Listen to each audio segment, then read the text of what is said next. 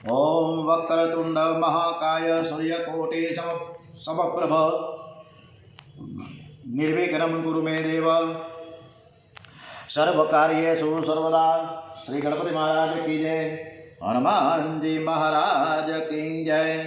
ओम श्री रामचंद्र भगवान की जय। ओम श्री गायत्री मात की जय। ओम श्री सोमनाथ महादेव की जय। श्री भारत माता की जय। वंदे वेद मातरम। सौनु करो कल्याण हे दयाळु प्रभु, सौनु करो कल्याण। भागवत भगवान जी महाराज की जय। ओम नमो भगवते वासुदेवाय। श्री कृष्ण कन्हैया लाल की जय। डोंगरे जी महाराज की जय। श्री सुखदेव जी महाराज की जय। आज 11 ડિસેમ્બર માગસર વદ સાતમ છે અને ગુરુવાર। આપણા ગુરુદેવનું સ્મરણ સાથે ગણપતિ મહારાજ હનુમાનજી મહારાજના ચરણોમાં સમર્પિત આજની કથા આપણે પ્રભુ પરમાત્માને સરસ રીતે સંભળાવીએ, સ્મિત હાસ્ય સાથે કથા સાંભળે છે એવા ભાવ સાથે આગળ વધીએ। પ્રોફેસર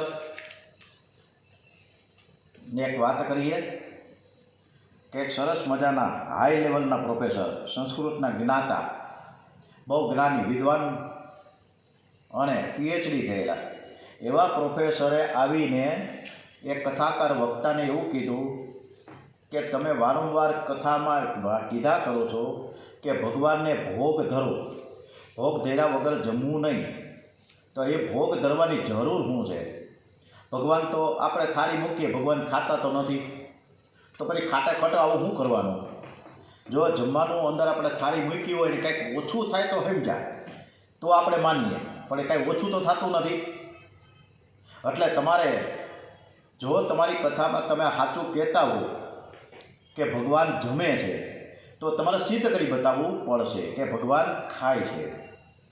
આનું સ્પષ્ટ અને સરસ મજાનું ઉદાહરણ એવું છે કે નિધિવનમાં રાધાજીનું મંદિર છે, વૃંદાવનમાં। જ્યારે આપણે વૃંદાવન જઈ રહ્યા છીએ ત્યારે એ નિધિવનમાં રાધાજીના મંદિરમાં સાયંકાળે આરતી પૂરી થાય એટલે સરસ મજાની સાડી, કટલેરી, પછી પાનું બીડું, દાંતણ, પાણીનો કળશ, મીઠાઈ રાખવામાં આવે, ફરસાણ રાખવામાં આવે, આવું બધું જ કેટલી જાતનું હાઈ ક્લાસ પલંગ ઉપર ગોઠવીને રાખવામાં આવે। પછી તાળા મારી દઈએ અને પછી જ્યારે સવારે ખુલે ત્યારે બધું જ અસ્તવ્યસ્ત, પાનું બીડું ખવાઈ ગયું હોય થોડું ઘણું, એવી રીતે પેંડા મૂક્યા હોય તો પેંડા ખવાઈ ગયા હોય, એવી રીતે સાડીને બધું જે મૂક્યું છે, કટલેરી પણ અસ્તવ્યસ્ત, પાણીનો લોટો પણ ઓછો થઈ ગયો હોય, દાંતણ ચાવેલું હોય, આ બધું જ રોજના ક્રમ પ્રમાણે જોવા મળે છે। એટલે આજની તારીખે પણ રાધાજી ત્યાં સાક્ષાત છે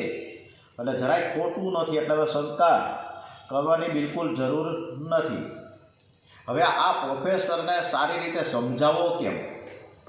એટલે અમારા વિદ્વાન એક સરસ મજાના કથાકાર રવિ દાદાએ એને કીધું એક કામ કરો, આવતીકાલે મોટામાં મોટું લાલ રંગનું ગુલાબનું ફૂલ લેતા આવજો, એકદમ મોટું। એટલે લઈ આવ્યા સવારના પોરમાં, કથા ચાલુ થઈ એ પહેલાં કે ભાઈ તમે ગુલાબનું ફૂલ લઈ આવ્યા છો? પ્રોફેસર કે હા લઈ આવ્યો છું। એટલે પહેલેથી ઇલેક્ટ્રિક કાંટો તૈયાર જ રાખ્યો હતો એ કથાકારે। એટલે એ કાંટાઓમાં વજન કર્યું એટલે 12 ગ્રામનું વજન થયું ગુલાબનું ફૂલ। પછી જેટલા ઉપસ્થિત હતા એ બધાને કીધું કે આ તમે સૂંઘો। એટલે બધાએ સરસ મજાનું એ લાલ દોરીથી લેવું એટલે કેવું ન પડે, સરસ સુગંધ હતી એટલે બધાએ સૂંઘવું। લગભગ 40-50 માણસોએ ગુલાબનું ફૂલ સૂંઘતા છેલ્લે પ્રોફેસર સાહેબ એટલે પ્રોફેસરને કહે ભાઈ તમે સૂંઘો, એટલે સૂંઘ્યું।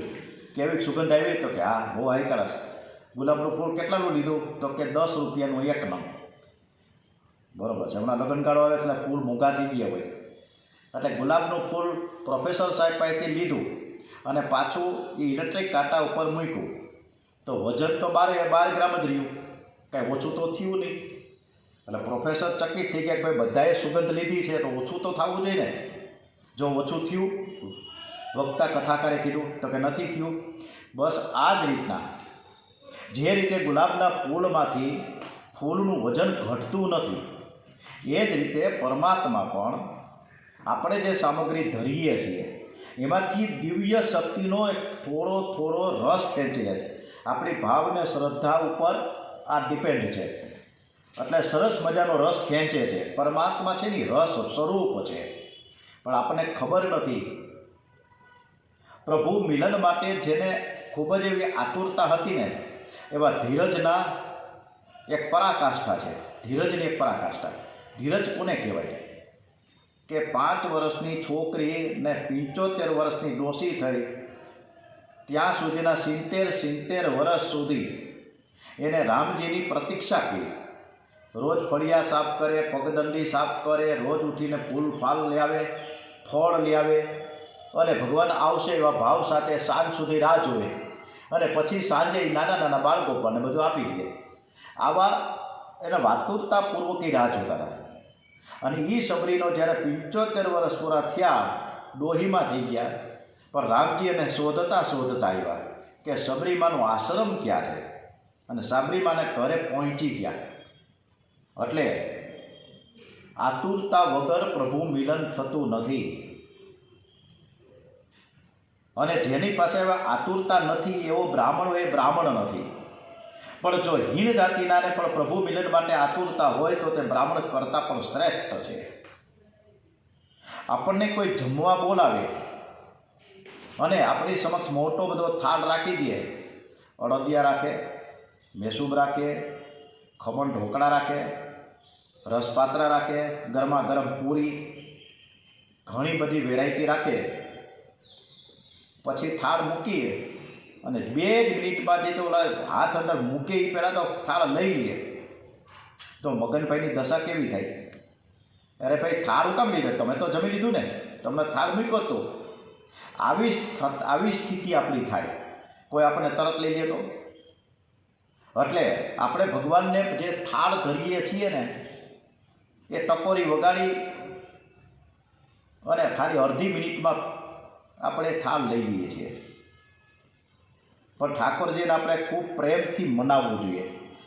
જ્યારે આપણે પ્રેમથી ભોજન કરાવીએ ત્યારે પ્રભુ પરમાત્મા પ્રેમથી ગ્રહણ કરે છે. જે રીતે નામદેવજીએ એ નાનકડું બાળક દૂધનો કટોરો મૂક્યો હતો અને તમે પીઓ ને, શું કામ નથી પીતા? એવું કાલાવેલા કરવા પડે ત્યારે ભગવાનને આતુરતા થાય, ચાલો હું જમું. એટલે આ પરિસ્થિતિ છે આપણી કે સરસ રીતે ભગવાનને આપણે થાળ ધરીએ, પણ 5-10 મિનિટ, ડોંગરેજી મહારાજ કે 5-10 મિનિટ સુધી થોડું કીર્તન કરો, ભગવાનને મનાવો કે મેં જે થાળ ધર્યો છે એ તમે જમો. અને એનું પણ આપણે સરસ મજાનું એક રચના મૂકીશું. હવે તુલસીદાસ ચંદન ઘસે અને પાછા એ ચંદન ઘસતા હતા શેના માટે? કે રઘુનાથજીને, રામચંદ્રજીને તિલક કરવા માટે. પણ રામચંદ્રજી સામે ધીમેકથી બેસી ગયા અને જે કટોરો હતો, જે ચંદન ઘસેલું, જે તિલક જેમ પોતાને કરવાનું થતું હતું, એ રામજીએ કટોરો હાથમાં લઈને તુલસીદાસને એ ચંદનનો તિલક કર્યું છે. કે તુલસીદાસ ચંદન ઘસે તિલક કરે રઘુવીર. આજે આ રીતે ઊંધું થયું. આવો પણ પરમાત્મા ખેલ કરે છે કે ભગવાન ભક્તિનો મહિમા વધારવા માટે આ રીતની એની લીલા કરતા હોય છે. હવે એક દિવસ સત્યભામાને અભિમાન થયું કે બધી જ રાણીઓ, 16,108 રાણી, એમાં સૌથી વધારેમાં વધારે સ્વરૂપવાન હું અને ભગવાનની સૌથી માનીતી હું, એવું અભિમાન આવ્યું. નારદજી તે એકવાર આવ્યા, સત્યભામાને કહે છે કે મને જન્મો જન્મ આવો પતિ મળે. નારદજીને કહે છે એવો કાંઈક ઉપાય બતાવો, મારે કૃષ્ણ સિવાય બીજો કોઈ પતિ જ ન જોઈએ, જન્મ મને આ પતિ મળે. નારદજી કે બરાબર છે, જે વસ્તુનું તમે આ જન્મમાં દાન કરો તો એ વસ્તુ તમને આવતા જન્મમાં મળે. હવે તમારે કૃષ્ણ ભગવાન આવતા જન્મમાં પતિ તરીકે જોઈએ છીએ, તો કે હા, તો તમે કૃષ્ણનું દાન મને કરો. સત્યભામા શ્રી કૃષ્ણનું દાન આપવા તૈયાર થયા, પણ દાન કોણ લે એ સવાલ ઊભો થયો. છેવટે નારદજી કે ચાલો હું જ દાન લેવા તૈયાર જ છું. સત્યભામા સંકલ્પ કરે છે અને શ્રી કૃષ્ણનું દાન નારદજીને કરે છે. નારદજી સ્વીકારે છે. હવે શ્રી કૃષ્ણ દાનમાં મળ્યા એટલે નારદજી તો કૃષ્ણ લઈને ચાલવા લાગ્યા. આ જોઈને સત્યભામાએ રાડ પાડી, અરે ભાઈ નારદજી ક્યાં હેલા તમે મારા પતિને લઈને? નારદજી કહ્યું તમે તમને સંકલ્પ કર્યો અને મને કૃષ્ણનું દાન કર્યું છે, હવે કૃષ્ણ મારા. દાનમાં આપેલી વસ્તુ જેને તમે આપો છો એની થઈ જાય. તમે મને કૃષ્ણ દાનમાં આપ્યા છે એટલે હવે એ મારા થઈ ગયા. સત્યભામાને પોતાની ભૂલ સમજાઈ ગઈ. એમણે શ્રી કૃષ્ણના નારદજી પાસેથી પાછા માંગ્યા, પણ નારદજીએ ચોખ્ખી સ્પષ્ટ ના પાડી દીધી. હવે આ વાતની જાણ આજુબાજુમાં બધા જ મહેલોમાં પહોંચી ગઈ. રાણીઓને ખબર પડી ગઈ. બધી દોડતી દોડતી એવી રૂકમણી પણ આવ્યા. બધી જ રાણીઓ વિનંતી કરે છે નારદજીને કે ભાઈ અમારા કૃષ્ણને તમે પાછા આપો. તો કે પાછા ન આપીએ. અને બધી જ રાણીઓને કીધું કે જો તમારે કૃષ્ણ જોતા હોય તો શ્રી કૃષ્ણના ભારો ભાર સુવર્ણ મને આપી દો, સોના. અને અત્યારે આમ તો 1,25,000 ઉપર એનો ભાવ છે. એટલે એ વખત તો કોણ જાણે કેટલો ભાવ હોય. એટલે શ્રી કૃષ્ણને ભારો ભાર સુવર્ણથી તોલીને જેટલું સુવર્ણ થાય, હીરા મોતી જવેરાત, એ તમે મને આપો તો હું કૃષ્ણને તમને પાછો આપું. સત્યભામા કહે હું મૂલ્ય આપવા તૈયાર છું. વિચાર કરે છે કે ભગવાનનું વજન થઈને થાય કેટલું.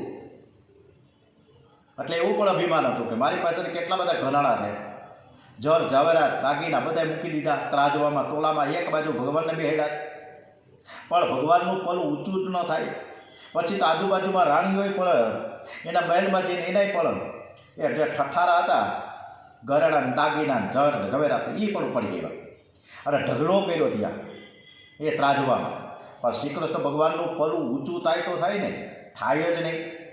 આ બધું જ રૂક્ષ્મણી ધીમે ધીમે બધું જોતા હતા, મનમાં વિચાર કરતા હતા કે શું કરે છે બધા. એટલે સત્યભામાએ રૂક્ષ્મણી કહ્યું તમે છાનામાં નભો છો, તમે કાંઈક તો કહો, તમે તો કાંઈક રસ્તો તો બતાવો કે આ કૃષ્ણ આપણને પાછા કેમ મળી જાય. ત્યારે સત્યભામાને રૂક્ષ્મણીએ કીધું કે ભગવાનને કઈ દાગીનાઓથી થોડા તોડાય, એને તો પલ્લામાંથી બધા દાગીના પહેલાં કાઢી નાખો. બધા જ કાઢી દીધા. અને રૂક્ષ્મણીજી તુલસીના ક્યારે ગયા, તુલસીને એક નાનકડું પાંદડું લઈ અને જે ખાલી પલ્લું હતું એમાં મૂકી દીધું અને શ્રી કૃષ્ણ ભગવાન તોડાઈ ગયા. બોલીએ રૂક્ષ્મણી માતાજી કી જય, શ્રી કૃષ્ણ કરિયાલાલ કી જય. બંને ત્રાજવા સરખા થઈ ગયા. રૂક્ષ્મણીજીએ તુલસીના એક પાન ભાવ પ્રેમથી અર્પણ કર્યું છે અને તેથી ભગવાન તોડાઈ ગયા. હજારો મણ સુવર્ણથી ન તોલાયા તે એક તુલસીના પાનથી કે હે નાથ તમે તુલસીના પાંદડે તોડાયા. આ પ્રકરણે એક બોડાણાના જે ભક્તજન એ બોડાણા માટે પણ ભગવાન સવાવાલના થયા હતા. અને એ સવાવાલ આપણે ડાકોરમાં ડાબી બાજુ જઈ પછી જમણી બાજુ પગથિયા ચડીએ ત્યારે એ પગથિયા ચડતા ડાબી બાજુ મોટું બધું ત્રાજવું છે, પલ્લું છે, મોટો કાંટો છે અને એ કાચની પેટીમાં અંદર અત્યારે મૂકી રાખ્યો છે. એ સવાવાલની એ વાડી હતી, સવાવાલ. તો એ ત્રાજવું આજની તારીખે ડાકોરમાં છે. એટલે સવાવાલની વાડીથી ફક્ત ને ફક્ત આટલી અમથી સવાવાલની વાડી અને એ ત્રાજવાના તોલે ભગવાન તોલાઈ ગયા. એના જેટલું જ વજન થઈ ગયું. આ વજન હલકું થઈ ગયું એના ઉપરથી એક વિચાર આવે. વચ્ચે પણ મેં તમને વાત કરી હતી કે કયાધુને પ્રહલાદજી જ્યારે ગર્ભમાં હતા, કયાધુ એટલે એની માં, અને 36,000 વર્ષ સુધી હિરણ્યકશિપુ રિટર્ન થયા ત્યારે ખરેખર પ્રહલાદજીને પણ 36,000 વર્ષથી ઉપર વર્ષ હોવા જોઈએ, પણ એમ છતાંય 5 વર્ષના પ્રહલાદજી. તો એવું કામ. હવે જ્યારે કયાધુ એકલી હતી અને આ તપ કરવા ગયા હિરણ્યકશિપુ, ત્યારે નારદજી ફરતા ફરતા આવ્યા હતા હિરણ્યકશિપુના મહેલે. અને ત્યારે એણે એવું કીધું કયાધુને કે તું અત્યારે એક કામ કર, મારી સાથે મારા આશ્રમમાં આવ. આટલા વર્ષો સુધી એણે ધૂન, ભજન, કીર્તન, કથા, વાર્તા, સરસ મજાની પૌરાણિક વાતો કરી. અને નારદજીમાં પણ એ શક્તિ હતી. 36,000 વર્ષો સુધી એટલે ગર્ભ ટકી રહ્યો. અને પછી ગર્ભાધાન થયું. ભાઈ ગર્ભમાંથી બાળક આવ્યા પ્રહલાદજી સ્વરૂપે. આ વાત છે કે નારદજીના આશ્રમમાં આટલા વર્ષો સુધી તપશ્ચર્યા કેવી કયા જોઈએ, આટલા વર્ષો કીર્તન કર્યા, રામ નામ લેવાના, નારાયણ નારાયણ નામ લીધું. કારણ કે નારદજી પોતે જ સ્વયં નારાયણના ભક્ત હતા. એટલે પ્રહલાદજી એકદમ ભગવાનના ભક્ત થયા. હવે બીજો પ્રશ્ન ઊભો થાય કે રામચંદ્રજીએ હનુમાનજીને એને સાક્ષી પુરાવા તરીકે વીંટી આપી હતી. હવે વીંટી તો સામાન્ય આપણે આમ ગણીએ તો આંગળીમાં પહેરાય એટલી મોટી તો હોય ને, બરાબર. મેં વીંટી કાઢી, આવડી વીંટી હોય, બરાબર. તો હનુમાનજી લઈને ઉપડા લંકામાં પ્રવેશ કર્યો. એટલે પછી અશોક વનમાં આવ્યા. પણ કેવું નાનકડું મચ્છર જેવું સ્વરૂપ લઈને પ્રવેશ્યા ને મચ્છર જેવું સ્વરૂપ લઈને ઉપર બેઠા અશોક વનના ડાળી ઉપર. અને પછી મંદોદરી અને બીજી રાણીઓની સાથે રાવણ આવ્યા અને ઘણું બધું સીતાજીને કીધું, સમજાવ્યું. પણ સીતાજીએ એક નાનકડી સળી હાથમાં રાખીને કહી દીધું કે મારી આજ્ઞા છે, કાંઈથી જતા રહ્યો. ખાલી એક તણખલાથી રાવણ હટી ગયો. આ બધું જોતા હતા, પણ એનું સ્વરૂપ મચ્છરથી પણ નાનકડું સ્વરૂપ હતું. હવે મચ્છર જેવું નાનકડું સ્વરૂપ હોય તો વીંટી તો મોટી હોય ને, મચ્છર કરતાં પણ વીંટી તો મોટી હોય. તો એ કેવી રીતે થાય? શક્ય જ નથી ને. તો વાત બરોબર છે કે નથી, એનો જવાબ આપણે પરમ દિવસે લેશું, બરાબર ને. બધાએ કહેજો કે સૂક્ષ્મ સ્વરૂપ જીવજંતુ જેવું નાનકડું સ્વરૂપ લીધું હતું હનુમાનજીએ. તો રામચંદ્રજીની વીંટી છે એ તો મોટી જ હોય ને, તો મચ્છર તો વીંટી કેમ ગઈ? ચાલો પ્રશ્ન કરી લાલ કે આનો જવાબ આપણે પરમ દિવસે મેળવશું, બરાબર ને. પ્રભુને એવી કોઈ ઈચ્છા હોતી નથી કે કોઈ મારી સેવા કરે, ભોગ ધરે. એને કોઈ પણ વસ્તુની અપેક્ષા નથી. ઈશ્વર નિષ્કામ છે. ઈશ્વરને ખાવાની ઈચ્છા નથી, પણ આ તો ઈશ્વરને તેરા તુજકું અર્પણ કરવાનું છે. પ્રેમથી અર્પણ કરશો તો તે પ્રસન્ન થશે. ઈશ્વરને અર્પણ કર્યા વગર ખાય એ મહાન પાપ છે. ઈશ્વરને અર્પણ કરીને ખાવું જોઈએ, તો તે અનંત ગણું બનાવીને પાછું આપશે. ઈશ્વર ફક્ત તમારો ભાવ જુએ છે. તેમને ઘેર ક્યાં ખોટ છે?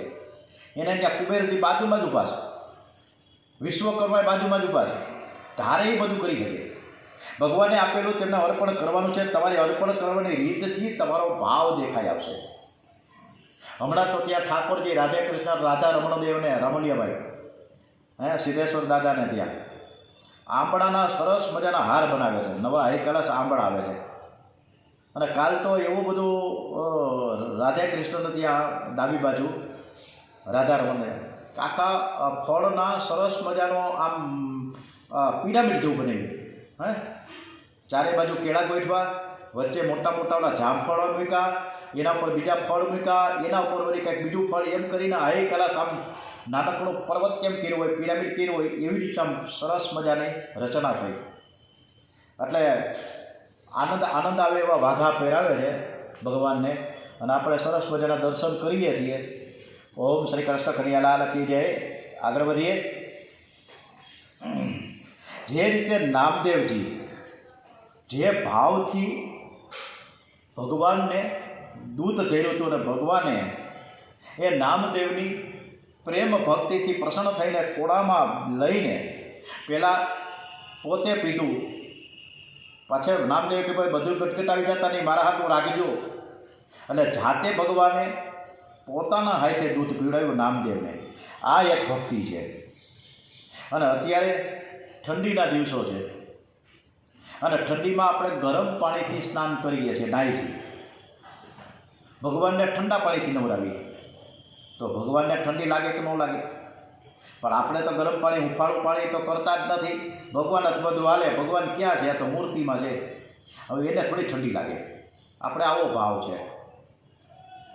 પણ ભગવાનને જે રીતે વૈષ્ણવ લોકો ખૂબ જ પ્રેમથી ઘણીવાર અદ્ભુત રચના, તમારા ભક્તિબેન પારેખને ત્યાં, અમારે એક જયેશભાઈ અનડાને ત્યાં ઘણા વૈષ્ણવને આપણે જોયું, અંદર નાનકડા એસી રાખે ને પંખા રાખે ને રમકડા રાખે ને કેટલી જાતની વસ્તુ રાખે. અને કૃષ્ણ ભગવાનને રાજી કરવા માટે ઢોલિયો રાખે, નાનકડા પોલંગ રાખે, પછી એ સરસ મજાના સુવડાવે, સરસ મજાના સવારે ઉઠાડે ગીત ગાતા. આવા મંગલ ગીતો ગાતા ભગવાન સ્માઇલિંગ ચહેરે ઉઠે ત્યારે કેવી આનંદ આવી જાય. ડોગરીજી મહારાજ કે કોઈ માનવની અત્યારે આશા રાખવા જેવું નથી. અમથું કોકને કાંઈ દીધું હોય તો એ ધુંબા મારી જાય, હું આશા રાખી. પણ આશા રાખવી હોય તો પ્રભુની રાખવી, એટલે પ્રભુની આશા ક્યારે છોડવી નહીં. વૈષ્ણવો આશા રાખીને પ્રેમથી સેવા સ્મરણ કરતા તન્મય બને છે. ભગવાન એક બે શબ્દો બોલે તો પણ બેડો પાર થઈ જાય. એટલે આપણે ભગવાનને ખૂબ જ આનંદ સાથે ભગવાનની જે સેવા કરીએ, હરે કૃષ્ણ કૃષ્ણ કૃષ્ણ હરે હરે એવા ભાવ સાથે, આનંદ સાથે આપણે સેવા કરીએ તો એ સેવા ગ્રહણ થાય. પણ આપણે તો જૂઠા દેવ મનાવે દુનિયા. આપણે ખોટા નાટક કરીએ, આડંબર કરીએ અને હવે ટીલા ટપકા કાઢીએ કે મહેશ જોશી હાઈ ક્લાસ કથા વાંચે છે ને આ તો બહુ નિષ્કામ ભાવ છે, શ્રદ્ધા ભક્તિ બહુ જોરદાર છે, પણ કેવી છે તો મને એકને જ ખબર હોય ને, બીજા કોઈને ખબર હોય? આપણે જ જાણીએ છીએ. આપણું હસ્તિનાપુરમાં આપણે પહોંચીએ ને ત્યાં શ્રી કૃષ્ણ ભગવાને ત્યાં દ્રૌપદીના ચીરહરણ કર્યા, લાજ બચાવી, ફટાફટ આવ્યા. બીજા બધા કેટલા બધા બેઠા હતા, કોઈ એવું 5 વીર પતિઓ હતા. ભીષ્મ આચાર્ય, કૃપાચાર્ય, દ્રોણાચાર્ય, વિદુરજી, આવા બધાય હતા મહાત્માઓ. પણ કોઈ ઉઠીને એક દુર્યોધન લાફોય માર્યો કે ભાઈ આ ધંધા રહેવા દે, આવું ન કરાય, આપણે પુત્રવધુ છે, આપણી કુળવધુ છે, કોઈ બોલ્યું? બધાય છાના મુના મૂક પ્રેક્ષક થઈને બેઠા છે. પણ ત્યારે દ્રૌપદી આર્તનાદ કર્યો મદદ કરવા માટે કે શ્રી કૃષ્ણ ભગવાન તમે જ એક મારા માટે કાંઈક મદદરૂપ થાવ. ત્યારે એમને નથી એવા કે જે તે સમયે ભગવાન એનું ઋણ ચૂકવું. ક્યું ઋણ? કે જ્યારે જે તે સમયે એક વખત એને શેરડી ખાતા ફાસ લાગી ગઈ. આપણે અત્યારે શેરડી જોરદાર મળે તો 60 રૂપિયાની કિલો ગંડેરી. હું તો રોજ ખાવ જ છું, દર 3 દિવસે 1 કિલો પૂરી થઈ જાય મારે. તો ગંડેરી ખાવ ને ભાઈ, હાઈ ક્લાસ આવે છે સરસ મજાની, કાજુ કતરી જેવી. તો શેરડી ખાતા કૃષ્ણ ભગવાનને ફાંસ લાગી, લોહી નીકળવા માંડ્યું. હવે ચારે બાજુ રાણીઓ બધા દોડાદોડી કરવા પાટો બાંધવા માટે, ત્યાંથી કપડાં લેવા એવા પાટા બાંધવા માટે. પણ દ્રૌપદી બાજુમાં જ હરીશ ત્યાં ઊભા છે, એટલે એને ફટાક થઈને એની સીડીને સાડી છે ને ફાડી અને એમાંથી હીરો કાઢી અને વીંટી દીધો આંગળીમાં. હવે એમાં 999 ધાગા હતા. ભગવાનને બધી ખબર જ હોય, તરત જ ગણાય જાય ઓટોમેટિક. અત્યારે ઓલા આકાશમાં તારા કેટલા છે, કોકને આપણે કોક આપણને કહે કે ગણી જવું જોઈએ, આપણે ગણી શકીએ તારાને? ગણી જ ન કરીએ. એટલે ભગવાન કોઈનું ઋણ છે ને બાકી રાખતા જ નથી. કોઈનો ભાર ન રાખે મુરારી, આપે વ્યાજ સાથે ગીરધારી. આ વસ્તુ છે. ભગવાનને આપણે થોડુંક ધરીએ, થોડુંક આપીએ તો ભગવાન ઘણું બધું. આટલા કમથાવાળા ઘઉંના કે બીજ વાવીએ કોઈ પણ ધાન્યના, તારો હજારો મણ કરી નાખે. પરમાત્માએ આ સંસાર સર્વને સુખી કરવાના શુભ આશયથી બનાવ્યો છે, પણ મનુષ્ય તેનો વિવેકપૂર્વક લાભ લેતો નથી અને એટલે એ દુઃખી છે. મેરે તો મન રામ હિ રામ રટે રે, રામ નામ જપે લીજે પ્રાણી, કોટિક અવતાર કટે રે. નામ અમૃત અને કથા અમૃત, આ બેનું પાન કરવાથી સંસાર સુખરૂપ લાગે છે. કથા અને કીર્તન બે એક જ છે. કીર્તન વગર કથા પરિપૂર્ણ થતી નથી. કીર્તન વગર કથા અપૂર્ણ છે. કથામાં પાપ અને અભિમાનને દૂર કરતા જવાનું છે. અભિમાન જેવો કોઈ દુશ્મન નથી. લગ્ન, મરણ કે ભોજન કાંઈ કોઈના વતી થાય નહીં. લગ્નમાં વરાજાએ પોતે જાતે બેવું, કન્યાએ જાતે બેવું પડે. કોઈના વતી કોઈ સખી ન બેહી જાય. એમ વરાજા ન હોય તો એની બદલે એનો કોઈ મિત્ર આવીને લગ્ન કરવા ન બેહી જાય. લગ્ન કરવા માટે જાતે બેવું પડે, પોતાને લગ્ન કરવા પડે. એવું મૃત્યુ થાય એટલે આપણે ખાસ મિત્રને કહી કે હાલ ભાઈ મગનભાઈ તું મારી જગ્યાએ હોઈ જા ને ભાઈ, તું વયો જા, હું આવી બેહું. અચ્છા, મારે મરવું નથી, મારી બદલે તું મરી જા. બોલો મગનભાઈ ઘણી મને ફટાક દઈને ના પાડી દો કે ભાઈ તારો વારો છે, મારો વારો જે વાર છે, તું જા, હું તને સ્મશાન સુધી મૂકવા આવીશ, પછી જય ભગવાન. એટલે આપણું બધું આવું છે. બીજું હમણાં સરસ મજાના અડદિયા, ખજૂર પાક અને કોણ જાણે કઈ પ્રકારની વેરાયટીઓ આવે છે. તો એ ખાવાનું કોને હોય, ભોજન કોણ લે? આપણે જ લઈએ તો આપણે સંતુષ્ટ થાય. આપણી બદલે કોક કરે તો એવું ન ચાલે, આપણે જ ભોજન લેવું પડે. એટલે મરણ, લગ્ન અને ભોજન એ કોઈના વતી થાય નહીં, આપણે જાતે જ લેવું પડે. એમ ભજન પણ આપણે જ કરવું પડે, ધૂન ભજન કીર્તન. અત્યારે આમ સરસ મજાની ભૂદેવો એક નિષ્કામ ભાવથી કરે જ છે, એમાં કોઈ ના નથી. ભૂદેવોને આપણે સલામ મારીએ. હું દરેક ભૂદેવોને નમન વંદન કરું છું કે જે યજમાનને પાસે સમય ન હોય તો એમ કે ભાઈ મારે 1.25 લાખના મંત્ર જાપ કરવા છે, તો એ ભૂદેવ પોતાની નિષ્ઠાથી સરસ મજાના મંત્ર જાપ કરે છે અને એનું પુણ્ય શ્રેય જે છે એ યજમાનને સમર્પિત કરે છે. એક નિષ્કામ ભાવ છે. ભલે યથાયોગ્ય જે કંઈ દક્ષિણા લેતા હોય છે લઈએ, કારણ એની પાસે મહેનત કરે છે. અને ભૂદેવને માટે આ જ જરૂરી છે ને ભાઈ, એની પાસે બીજો તો કોઈ બિઝનેસ તો નથી. કર્મકાંડ ઉપર જ એનું ભરણ પોષણ ચાલતું હોય. એટલે કોઈ પણ ભૂદેવની કે બ્રાહ્મણની કે કર્મકાંડ બ્રાહ્મણની કે વક્તા શ્રોતાઓની ક્યારેય કોઈની ટીકા ન કરવી. બધાએ સૌની રીતે સરસ રીતે કામ કરે જ છે. પરંતુ એ જ 1.25 લાખ મંત્ર જાપ આપણે પોતે જાતે કરીએ તેનું ફળ વિશેષ મળે. પણ આપણે તો કથા કીર્તનમાં કે સેવા પૂજા બેઠા હોય કે અનુષ્ઠાનમાં બેઠા હોય એટલે સામે ઘડિયાળનો નાનકડો ડબ્બો, અલાર્મનો ડબ્બો રાખીએ છીએ. ઘડી જોયા તરીકે કેટલાક વાગ્યા, 10 મિનિટ થઈ ગઈ, 20 મિનિટ થઈ ગઈ, કલાક થઈ ગઈ. ઓહો, આ 33 માળા ક્યારે પૂરી થશે? આપણે ઘડીએ ઘડિયાળ તરફ દ્રષ્ટિ. પણ ક્યાં ખાઈના 5 વાગે ગપ્પા મારવા મોતીબાગના બગીચામાં ગયા હોય, ત્યાં 2 કલાક કાઢવામાં કંઈ વાંધો નથી. ત્યાં આમથી પંચાયત વેળા કરીશું, કોકની માથાકૂટ કરીશું, રાજકારણની વાતો કર્યા કરશું, એમાં કોઈ ખાઈ વાંધો નથી.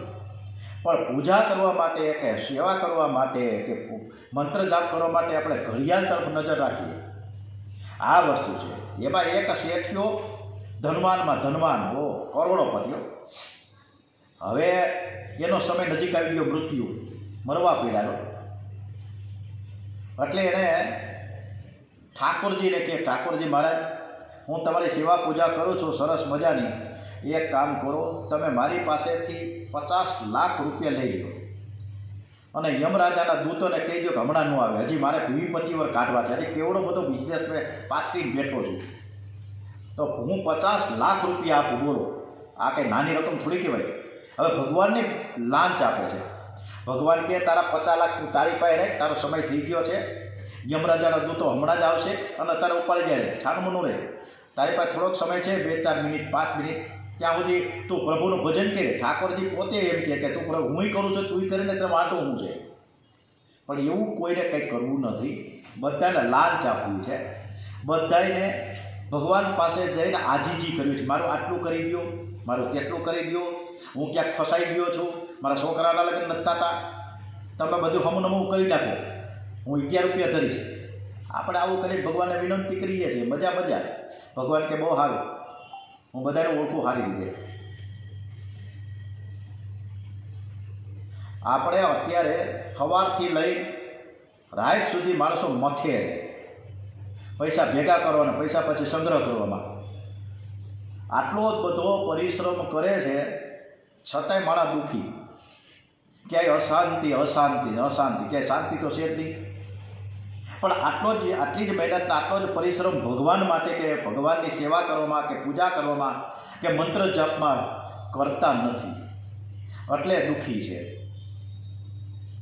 સંસારનું સુખ છે ને એ દરાજને ખંજવાળવા જેવું છે.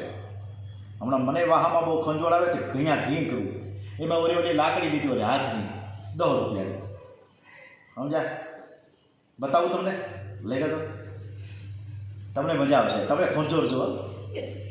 હા, તમે ખંજોરજો, મજા આવે. સારું આવો આયકરા છે તો આ ખંજોળા જેવું છે. તો એ થોડી વાર તો એ ખુજલી છે ને એ ખંજાળા કરીને તારી મજા આવી ગયો. તો જો આ તમને બતાવું, જોજો આ બાજુ. આ કેવું સરસ, 10 રૂપિયાનું. કેટલી મહેનત કરી છે. આ 10 રૂપિયા મિનિટ શું મળતું છે.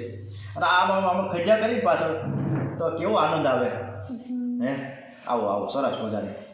તો દરાજને ખંજોળવા જેવું છે. ખંજોળા કરી મજા જ આવે, પણ પછી દરાજ ઉપડી હાલે. સમજ્યા? એટલે દરાજને ખંજોળવાથી થોડીક ક્ષણ આપણને રાહત થાય, પછી એ બધું તુચ્છ છે, દુઃખમય છે. ગીતાજીમાં સરસ મજાનું યહી સંસર્પજા ભોગા દુઃખ યોનય એવતે આદ્યંતન કૌંતેન તેસુ રમતે બુધઃ, કે ઇન્દ્રિયોને વિષયોના સંયોગથી ઉત્પન્ન થતા જે ભોગો છે તે નિસંદેહ દુઃખનું જ કારણ છે. હવે ભક્તિના 6 સાધનો છે. અમારે ભક્તિબેન પારેખ તો છે જ. અમે ભક્તિના 6 સાધનો બતાવ્યા છે. પહેલી વહેલી તો પ્રાર્થના કરવી જોઈએ. બીજું, ભગવાનની રોજ સેવા પૂજા કરવી જોઈએ. જ્યાં સુધી આપણી સેવા પૂજા ન થાય ત્યાં સુધી મને ચેન ન પડે. અને પછી જો આ કથા વાંચું એટલે આજે 10 મિનિટ મોડું થયું, કારણ સેવા પૂજામાં મારે બાકી રહી ગઈ. પછી સ્તુતિ કરો ભગવાનની. સ્તુતિ એટલે વખાણ. ભગવાન તમારાથી આ બધા ઉજળા થયો તમે. પછી કીર્તન અને વંદન કરો. ભગવાનને વંદન કરવા જ જોઈએ. ભગવાનને થેન્ક યુ કહો. પછી નામ સ્મરણ અને સત્સંગ અને કથા શ્રવણ. આ જે 6 સાધનો કરે તેને પ્રભુ ચરણમાં ભક્તિ મળે છે. આ 6 સાધનોથી પરમહંસ ગતિ મળે છે. પહેલાં તો ઉઠતા વેત ઈશ્વર સ્મરણ કરો, પ્રાર્થના કરો, કર દર્શન કરો અને પછી ધરતી માતાને વંદન કરો. કર દર્શન કરવા, સવારમાં હાથ ધોવા. એટલે આ હાથ છે ને આપણે જોઈએ ને, આમ સવારે ઉઠીએ ને ત્યારે આ હાથથી આપણે એવા કાંઈક પવિત્ર કાર્યો કરીએ તો એક સદકર્યો કરીએ. આપણે હાથ આપ્યા છે સરસ મજાના. આજુબાજુમાં આપણે નજર કરીએ, કેટલા હાથે નથી, કેટલાને પગે નથી. આપણે હાથને પગ તો આપ્યા છે ને ભગવાને.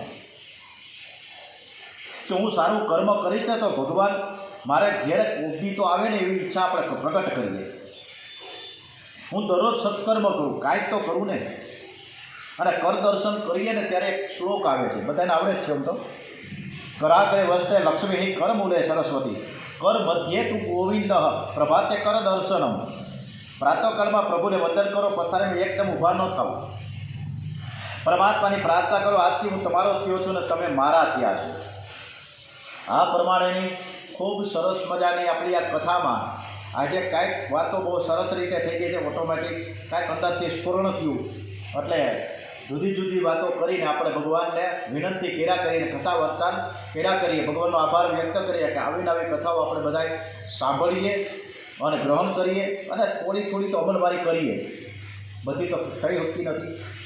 તો કૃષ્ણ કનૈયા લાલ કી જય, બાલકૃષ્ણ લાલ કી જય, દ્વારિકાધીશ કી જય, શ્રી ગણપતિ મહારાજ કી જય, ઓમ શ્રી હનુમાનજી મહારાજ કી જય. अपने अपने आज गुरुवार છે તો अपने अपने गुरुदेव की जय. श्री डोंगरेजी महाराज की जय, श्री सुखदेव जी महाराज की जय, श्री व्यास नारायण भगवान की जय, भारत माता की जय. ओम नमः पार्वती पतये हर हर हर महादेव हर.